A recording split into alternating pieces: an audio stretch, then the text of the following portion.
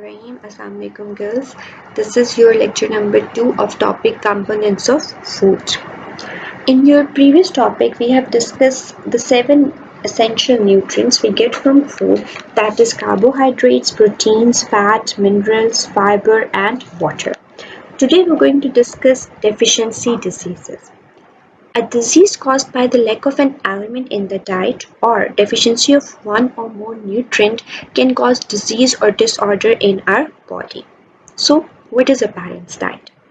A balanced diet is one that gives your body the nutrients it needs to function correctly. To get the proper nutrient from your diet, you should consume the majority of your daily calories in fresh fruit, fresh vegetable, whole grains, legumes, nuts, and lean proteins. Balanced diet chart. This chart tells you that how much portion of the fruits and vegetables you should take, how much protein, how much fiber-rich carbohydrates, and how much portion of fats should be taken by you. Deficiency of carbohydrates. Knowing the function of carbohydrates, absence of carbohydrates in a diet leads to weakness and tiredness. It causes physical and mental stress. Balanced intake of carbohydrates is a must for healthy person. Overeating carbohydrates, on the other hand, makes some people overweight and obese. Obese people have a high probability of suffering from diseases such as heart problem and diabetes. Undernourished people, especially children suffering from malnutrition due to protein deficiency, causes kwashiorkor, a protein deficiency disease in children, leads to slow physical and mental development. Children with kwashiorkor have a swollen belly with thin, skinny legs. Marasmus is another disease that children have due to protein and energy deficiency. If you're not absorbing enough vitamins or minerals, you may be low on the following, that is for fat-soluble vitamins, water-soluble ones, or minerals.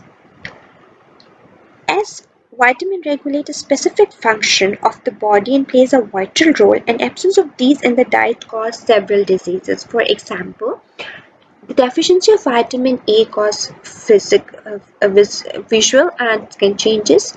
Vitamin B12 causes anemia. Vitamin D causes bone abnormalities. Vitamin E neurological problems. Vitamin K causes blood clotting problems, and iron again causes anemia. If you're lacking the minerals, then you are going to suffer from following diseases, like if you have a deficiency of iodine, then you may suffer from goiter, hypothyroidism, iodine deficiency disorders, increased risk of stillbirth, birth defects, infant mortality, cognitive impairment. Deficiency of calcium causes decreased bone mineralization, rickets, osteoporosis. Deficiency of iron causes anemia, learning and work capacity, maternal and infant mortality, and low birth weight.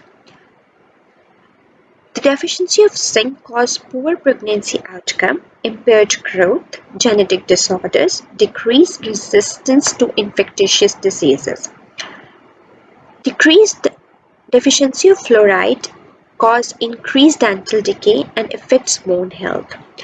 In the similar way, if you have a deficiency of selenium, then carbohydrates will increase cancer, and cardiovascular risk is the cause of that. This is the end of your topic.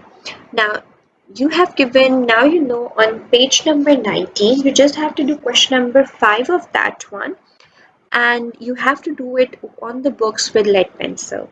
You have to do exercise A, B, and E on books with lead pencil.